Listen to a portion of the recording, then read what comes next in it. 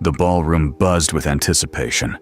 Hundreds of journalists waited for billionaire Eleanor Hart to announce her choice of husband. Everyone expected she would select a young, ambitious entrepreneur from the elite, competing for attention. But when she stepped to the podium, her eyes bypassed the front rows of expensive suits and landed on a man at the back.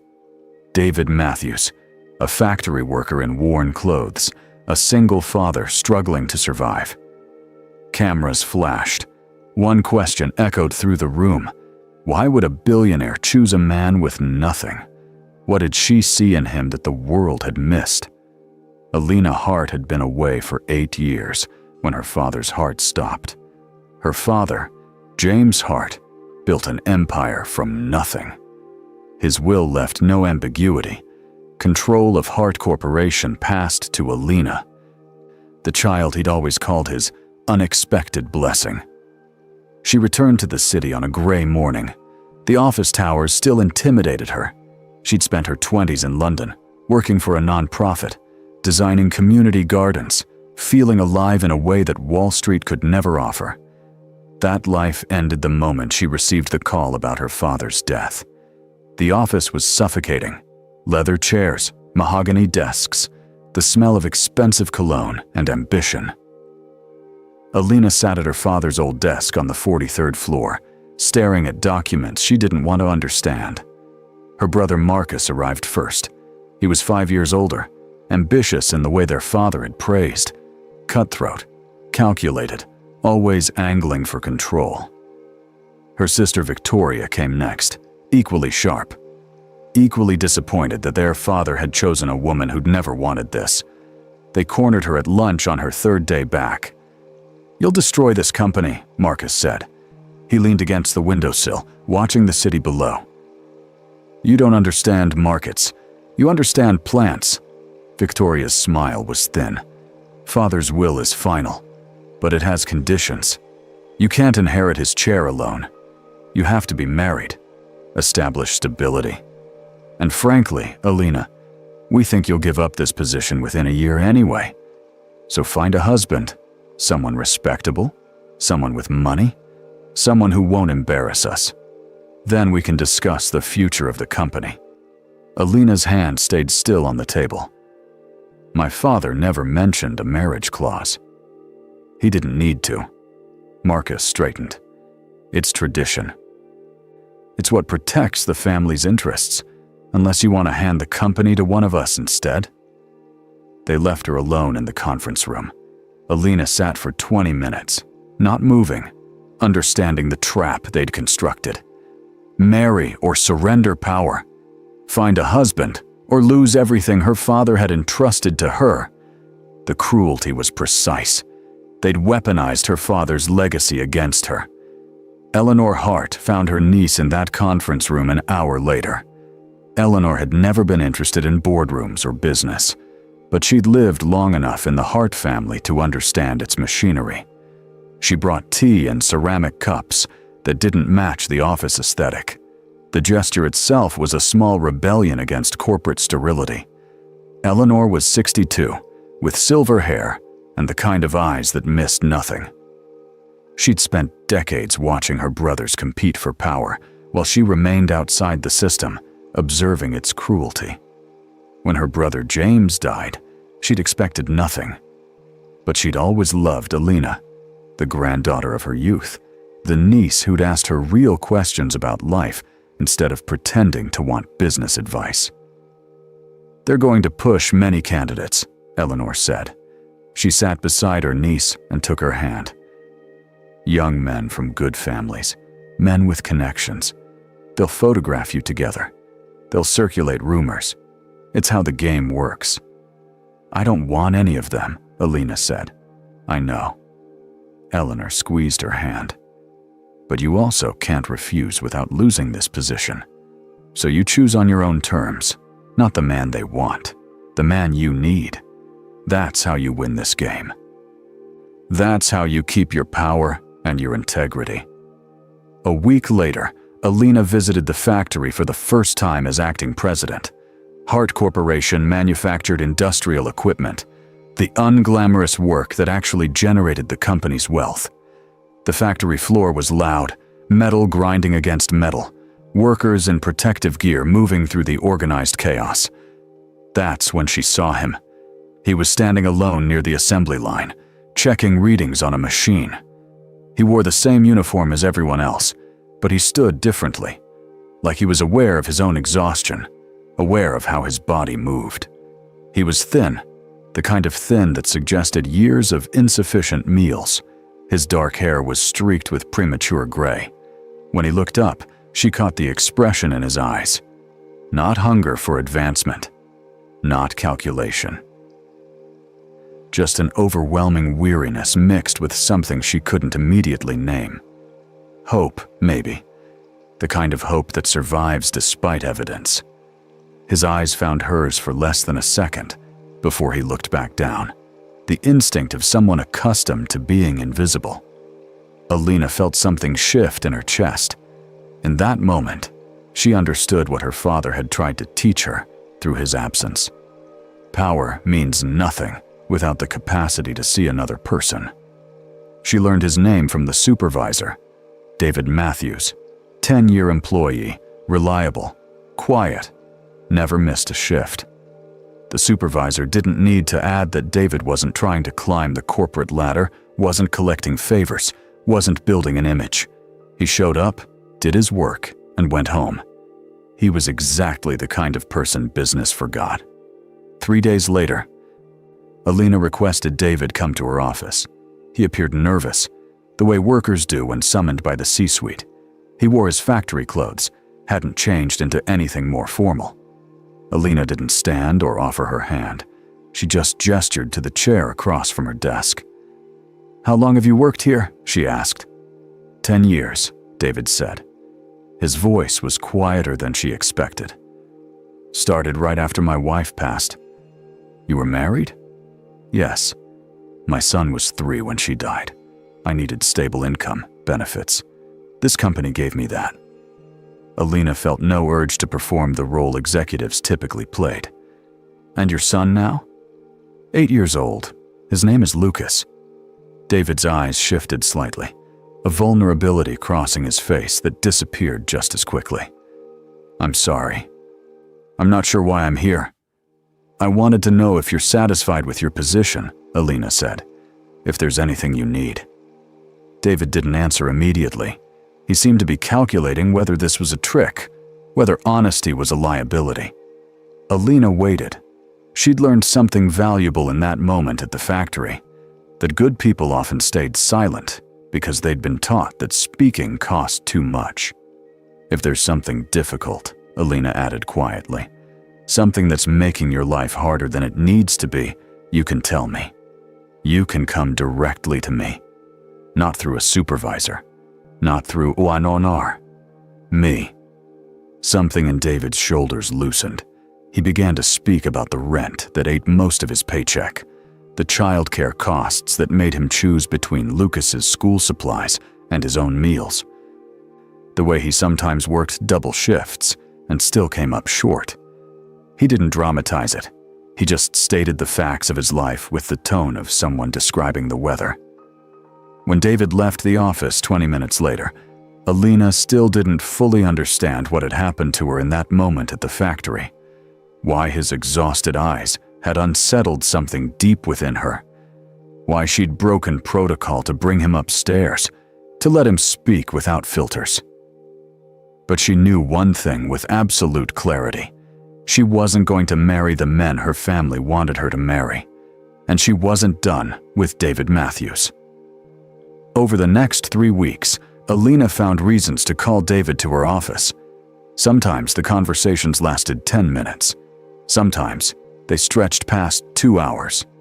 She asked him about his shifts, the machinery he operated, the safety protocols no one followed.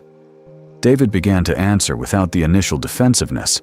He talked about Lucas's school, the teacher who recognized he was bright, the fees for the advanced program that David couldn't afford. Alina suggested Lucas visit the office one Saturday. She didn't frame it as charity. She framed it as showing the boy where his father worked. David brought Lucas on a gray afternoon. The child was small for 8, with his father's serious eyes. He moved through the Hart Corporation offices like he was walking through a museum, afraid to touch anything. Alina took them to the rooftop garden, a space most executives ignored. She'd expanded it in her first month, adding plants she recognized from her London years. Lucas immediately gravitated toward the flowers, running his small fingers along the petals with a tenderness that revealed something essential about the boy. "My dad says you helped him," Lucas said without looking at her. "Your father works hard," Alina replied. "I just listened to what he needed." "He cries sometimes at night, when he thinks I'm asleep." David placed a hand on Lucas's shoulder, but the boy continued, his voice steady. "He says everything is going to be okay now that you're here." Alina crouched down to Lucas's level. "Do you believe that?" Lucas studied her with the seriousness of a child who'd learned to read adults quickly. "I think I'm starting to." That was the beginning. Over the following weeks, they fell into a pattern.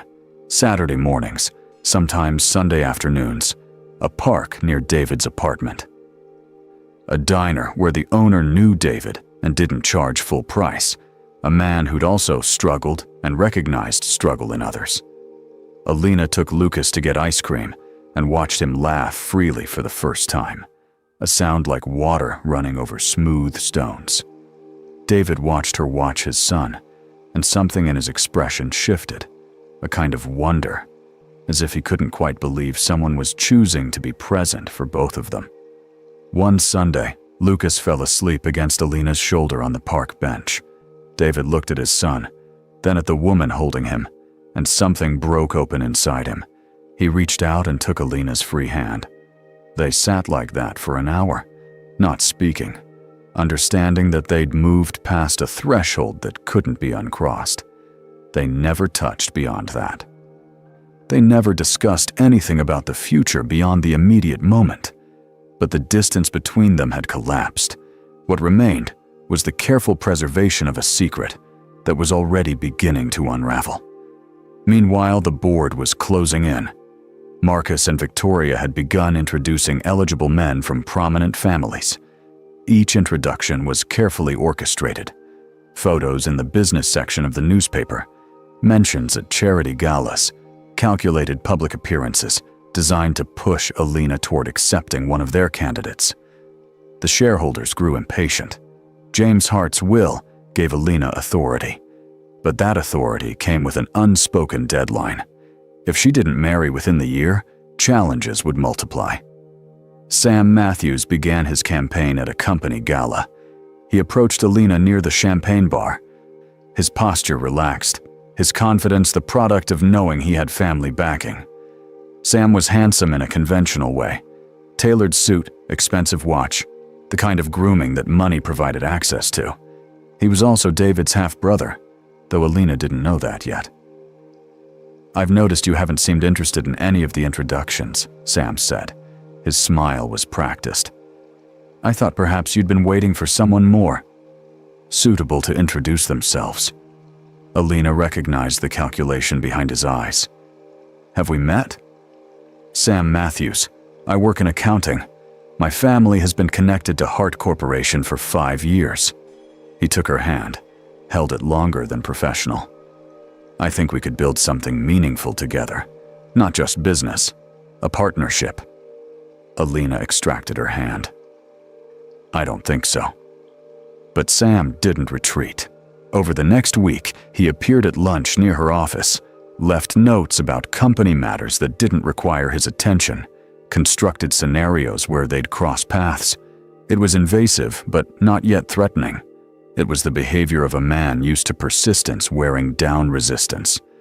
Eleanor noticed immediately. She arrived at Alina's office on a Tuesday with a file containing Sam's employment records and a photograph. "That's David Matthews' half-brother," Eleanor said. She laid out the documentation methodically.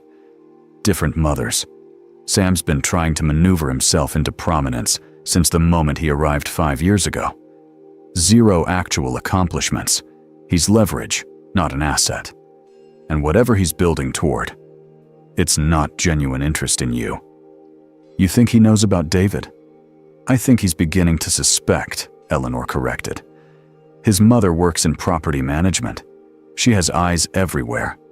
And your behavior with David, the way you look at him, the time you spend with him, it's not invisible to someone who's looking for ammunition. That night, David called. It was unusual. He never initiated contact. His voice sounded strained, smaller somehow. Could we talk? Not at the office. Somewhere private? Tonight? They met at his apartment. Lucas was asleep in the adjacent room. The space was small, meticulously clean, every object showing signs of care despite the poverty. Alina sat on the couch. David stood for a long moment before sitting beside her, leaving careful distance between them, the distance of someone afraid of presumption. My mother called me today, David began. She was strange, happy in a way she hasn't been in years. She said something good was coming for the family. Said I should be careful about my choices, that there were better opportunities if I made the right decisions. Alina understood then. Margaret Matthews knew about them. The knowledge had been extracted somehow, through Sam, through observation, through the kind of intelligence that desperate people gather. She asked about you, David continued, about how often we spend time together, about whether you'd mentioned anything about the future.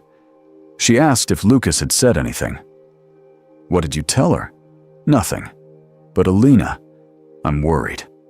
My mother doesn't call me without a reason. And Sam, my half-brother, he works at your company. What if they're using him to spy on me? What if they're planning something? David's fear was not paranoia.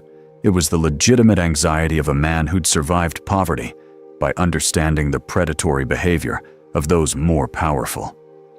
I'm in love with you, David said suddenly. I don't know if I should say this. I know it's probably wrong, given everything. You're my boss. You're from a world I can't enter. And you have choices I don't have. But I need to tell you anyway, because not telling you feels like a lie. Alina waited, understanding that he needed to finish. And I'm scared, David continued. Not of your feelings, but of what your family will do when they find out. I have Lucas to protect. I have everything to lose. Alina moved across the distance between them and took his hand. Her palm was cool. His was warm. It's not impossible, she said. And I'm not going to pretend I don't feel the same. We move carefully, but we move. That's all we can do. They kissed with the urgency of people who'd been waiting too long. His apartment became their private world for the next week. Late nights after Lucas slept. Early mornings before work. Alina had never experienced love like this. Unguarded, without the performance that her family demanded. David held her like she was both infinitely fragile and infinitely strong. On the 7th night, everything collapsed. David didn't show up for work. Alina told herself there was a reasonable explanation. Lucas was sick. David needed a personal day. But when she called his apartment, no one answered. She drove to his neighborhood and found Margaret waiting outside the building. David's mother was a thin woman with suspicious eyes and the kind of smile that suggested she was always calculating something. David's not available, Margaret said. Family emergency. He'll be gone for a while. Where is he? Alina asked. Somewhere he needs to be, away from complications. Alina understood then. Somehow, they knew. That evening, she drove directly to the Hart family office and to the accounting floor where Sam Matthews worked. She found him at his desk, the last person in the office waiting. He'd been expecting her. You've been seeing my brother, Sam said. It wasn't a question. Where is David? Alina demanded. Sam stood. He was taller than David, softer in the way men get when they don't struggle for survival. My mother and I had a long conversation with him yesterday. We explained that his relationship with you was going to cause problems. Serious problems. For all of us. We offered him a chance to step back gracefully. What did you do to him? We gave him something to help him think clearly, Sam said. His tone was conversational, as if discussing weather. Mother has connections to a doctor, a sedative, nothing dangerous, just enough to keep him calm, while we helped him understand that some dreams aren't built for people like him, that your world and his world don't intersect, no matter what you imagine. You drugged him. Alina's voice was low and deadly. We medicated him, Sam corrected. And now he's staying with family, processing his feelings, reconsidering his priorities. A nice place upstate. Quiet. Away from distractions like you. And I'm here to tell you that he's decided it would be best if you and I became acquainted. For the company's stability, for everyone's sake. You're insane. I'm practical, Sam replied. My brother is a factory worker. You're a billionaire. That gap doesn't close. But my family and I have money of our own. We have connections. We're appropriate. And we're willing to help you consolidate your position as chairman. In exchange, you recognize that David made an unfortunate choice and move forward with someone sensible. Alina left the office without responding. She went directly to the police. The officer she spoke with was sympathetic, but cautious. There was no evidence of a crime yet. No proof that David hadn't simply decided to distance himself. Without that proof, they couldn't intervene. The system protected the powerful, even when everyone knew what was happening. She returned to David's apartment and found Lucas with Margaret, who was keeping the boy calm with the promise that his father would return soon. Margaret's smile remained constant, predatory. Lucas looked small and frightened, caught in something he didn't understand. When Alina asked him what had happened, he could only repeat what Margaret had told him, that his dad needed time away, that he'd be back soon. For 5 days, Alina searched. She visited every place David might go, every person who might hide him.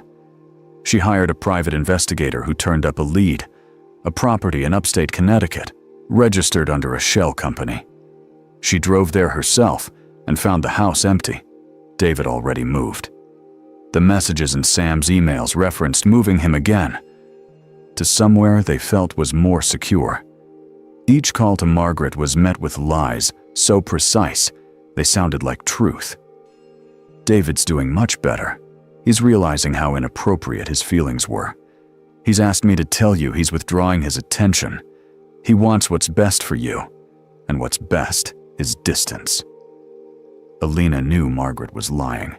She could hear the lie in the precision of her words, in the construction of kindness designed to discourage pursuit. Each day that passed, David remained invisible. She imagined him locked away, confused about why she hadn't come, wondering if she'd moved on. The thought was suffocating. Eleanor found her in the office late one night, staring at nothing. "You need to be very smart now," Eleanor said. She was old enough to understand power in ways Alina was still learning. "You can't win this in the dark. You win by bringing light." "How?" Alina asked. "You call a press conference. Tomorrow. You announce publicly that you've chosen your husband. You announce it's David Matthews.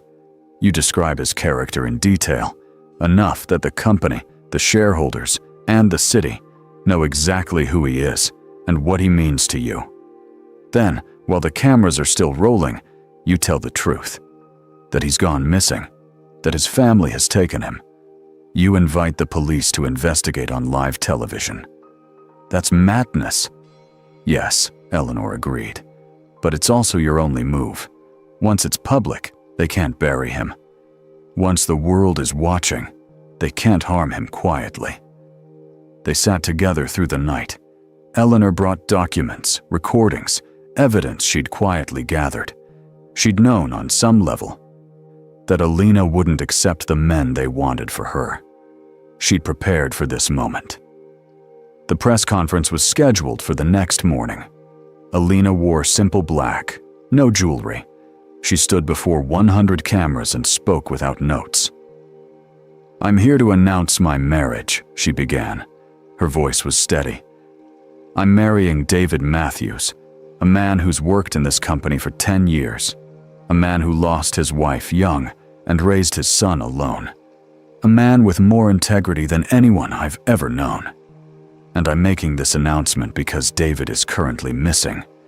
He's been taken by his own family, a family that believes he's unworthy of me, unworthy of the life he could build.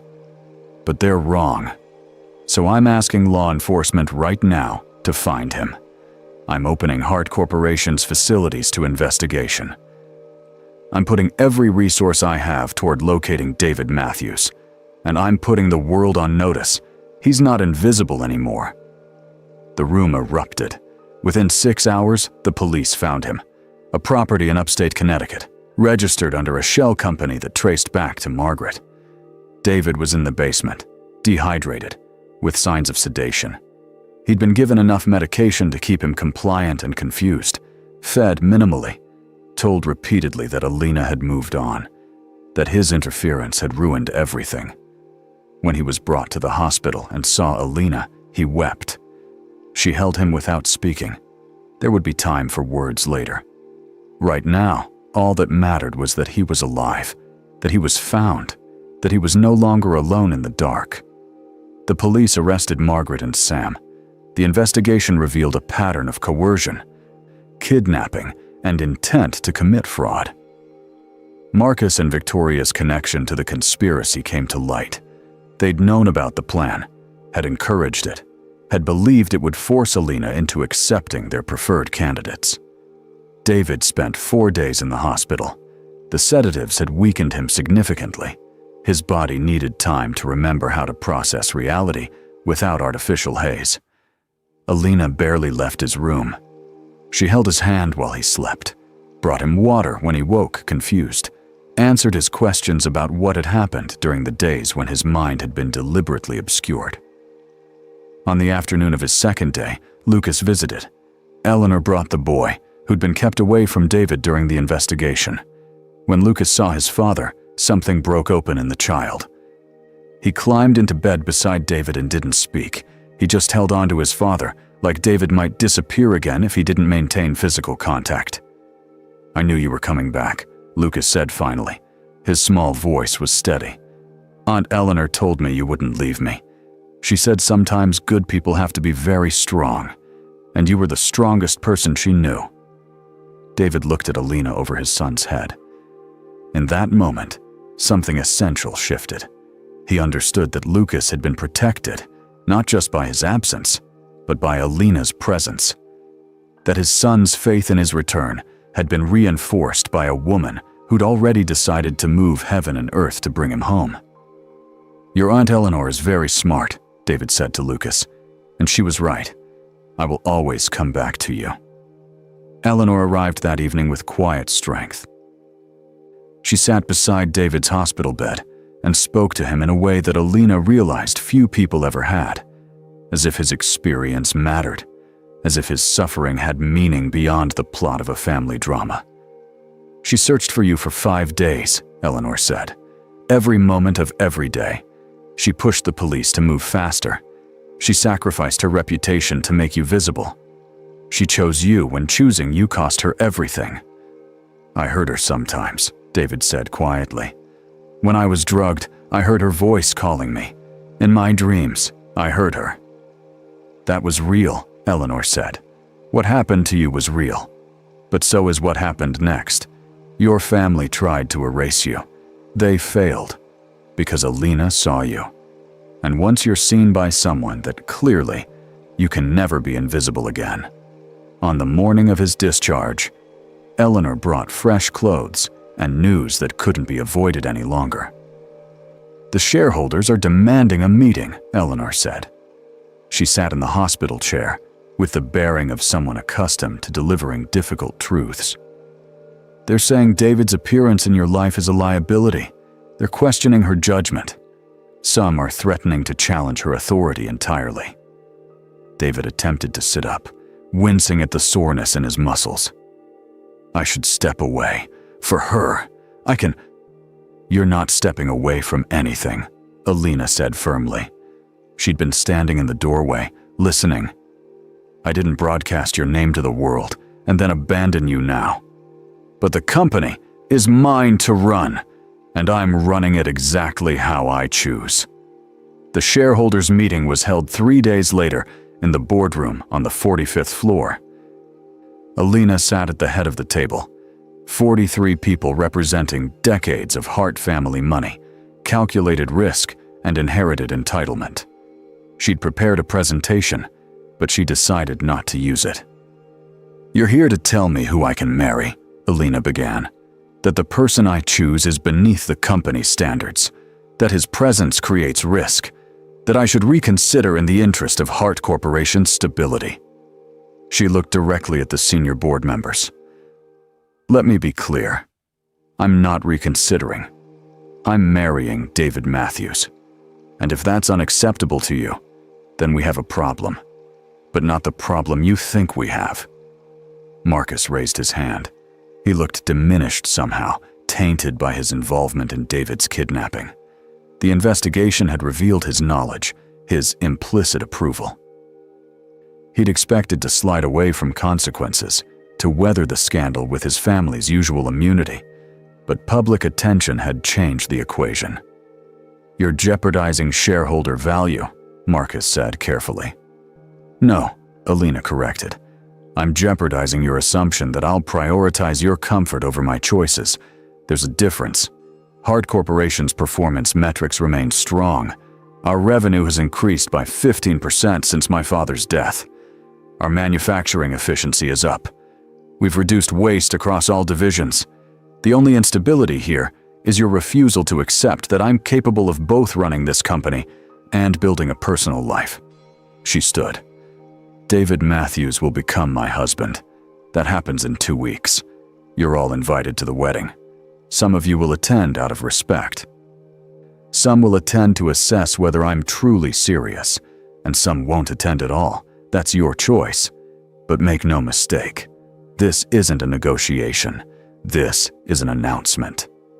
She left the boardroom without waiting for response. In the days leading up to the wedding, Marcus and Victoria received notice that their positions on the board had been terminated.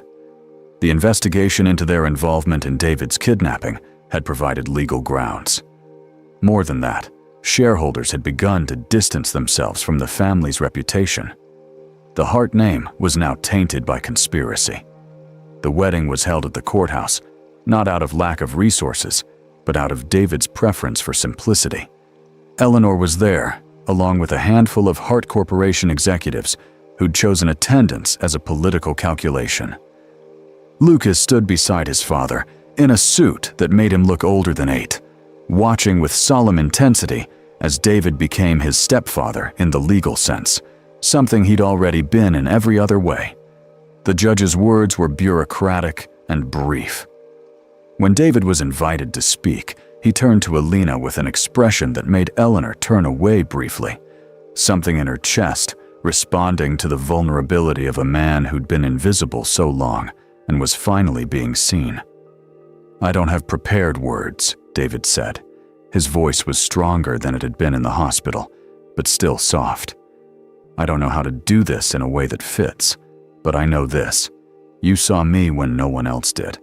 Not because I was trying to be seen. Not because I had anything to offer you except myself. You chose me when choosing me cost you. And that's a kind of love I spent my entire life thinking was impossible." Alina moved forward and kissed him. The moment was small and quiet, nothing like the press conference that had made him a public figure. It was private in a way that mattered more. 3 months after the wedding, David returned to the factory floor. He wasn't there as a factory worker anymore. Alina had offered him a position in the operations department, a job that allowed him to understand the machinery from a different angle, that utilized his practical knowledge in new ways. Some of the other workers resented the obvious advancement. Others recognized that Alina had simply acknowledged what should have been true all along. David's competence had value. It was a Saturday afternoon when he encountered his mother. Margaret was standing outside the factory parking lot, waiting with the deliberate patience of someone who'd planned this meeting. She looked smaller than David remembered, worn down by the legal proceedings and their aftermath. Sam stood beside her, but further away, as if distance could protect him from consequences. David could have driven past them. He could have called security. Instead, he stopped the car and stepped out. "David," Margaret began. Her voice was tentative. "I know I have no right to ask anything of you. I know what I did was inexcusable. But I needed to see you, to tell you that I'm sorry, that I was desperate and foolish and cruel, and I've thought about nothing else since they arrested me. You were a good son, and I threw that away." David looked at his mother for a long moment. He saw the woman who'd raised him alone, who'd made impossible choices, who'd taught him about struggle. He also saw the woman who'd betrayed him, who'd valued money and status enough to lock her own son away.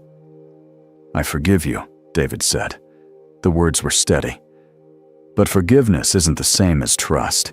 You'll need to prove through your actions that you've actually changed.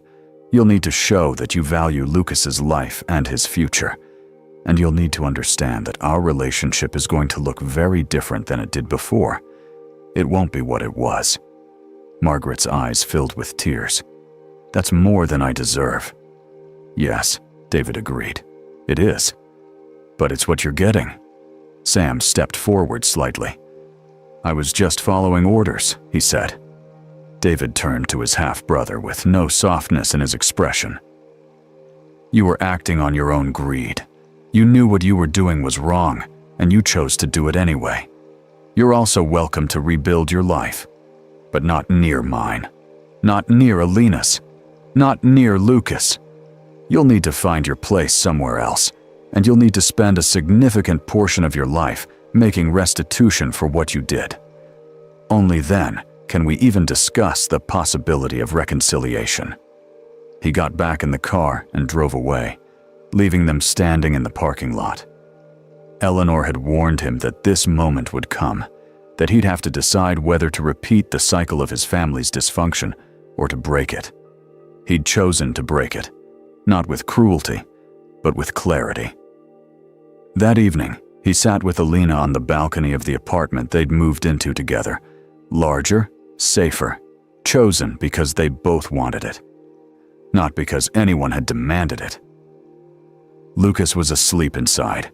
The city lights spread across the darkness below them. "I saw my mother today," David said. "I forgave her, but I didn't let her back in completely. I'm not sure if that's the right choice." Elena took his hand. "It's the honest choice. That's all any of us can do. You set boundaries. You protected yourself and Lucas. That's not cruelty. That's wisdom." David thought about the journey from invisibility to this moment. A woman beside him, a son sleeping safely, a future that existed because one person had looked at him and refused to look away. He thought about kindness, about how it had lifted him from the factory floor, not because it erased the struggle, but because it acknowledged his worth in the midst of it. "Kindness is never wasted," Eleanor had told him once. The day before the wedding, she'd found him alone in the courthouse hallway, having a moment of doubt. It always returns in different forms, in unexpected ways. You were kind to Lucas when you could have given up. You were kind to yourself by surviving. That kindness is now holding you up. It's transforming everything you touch. Look at Alina. She's not just loving you. She's becoming a better version of herself because you exist. David looked at Alina now and understood that Eleanor was right. The world had offered him very little.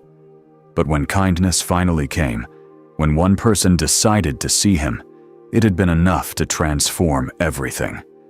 It had given him back his life, and more than that, it had given him proof that invisible people could be seen, that broken people could be healed, that love, real love, wasn't based on status or wealth or family name. It was based simply on choosing to look at another human being and refusing to look away.